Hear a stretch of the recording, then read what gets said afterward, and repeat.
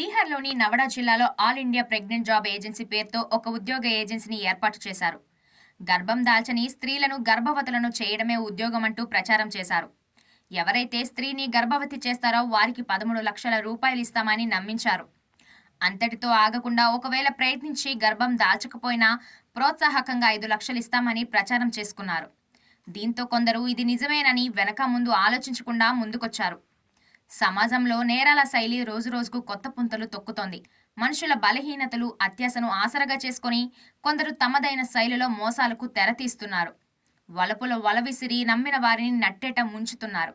తాజాగా బీహార్లో జరిగిన ఓ సంఘటన గురించి వింటే ముక్కున వేలేసుకుంటారు. బీహార్లోని నవడా జిల్లాలో all India pregnant job agency పేరుతో ఓ ఉద్యోగ ఏజెన్సీని ఏర్పాటు చేశారు. గర్భం దాల్చని స్త్రీలను గర్భవతులను చేయడమే ఉద్యోగమంటూ ప్రచారం చేశారు. ఎవరైతే స్త్రీని గర్భవతి చేస్తారో వారికి 13 లక్షల రూపాయలు ఇస్తామని నమ్మించారు. అంతటితో ఆగకుండా ఒకవేళ ప్రయత్నించి గర్భం దాల్చకపోయినా ప్రోత్సాహకంగా 5 లక్షలు ఇస్తామని ప్రచారం చేసుకున్నారు.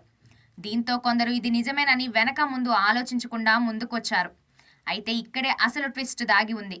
నిజానికి ఇదొక ఫేక్ ఏజెన్సీ. లాభదాయకమైన ఆఫర్ ముసుగులో ముందుగా ఆసక్తి చూపిన వారి నుంచి 799 రూపాయలు రిజిస్ట్రేషన్ ఫీజుగా వసూలు చేశారు. అనంతరం వాట్సాప్లో మహిళల ఫోటోలు పంపించి వీరినే గర్భవతులుగా చేయాలని తెలిపారు. ఇక అనంతరం సెక్యూరిటీ డిపాజిట్ కింద 20,000 వరకు చెల్లించాలని తెలిపారు. అంతేకాదు, మహిళల అందాన్ని బట్టి సెక్యూరిటీ డిపాజిట్ పెరుగుతుందని చెప్పుకొచ్చారు.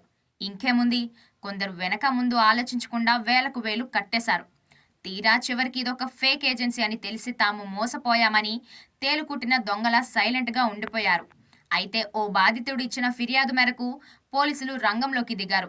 దాంతో ఈ సంచలన విషయాలు వెలుగులోకి వచ్చాయి. ఈ మొత్తం స్కామ్ వెనకాల మున్నా కుమార్ అనే సూత్రధారి ఉన్నట్లు పోలీసులు గుర్తించారు.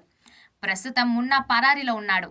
ఇక ఈ స్కామ్లో భాగమైన 8 మందిని పోలీసులు అదుపులోకి తీసుకుని విచారణ చేపట్టారు.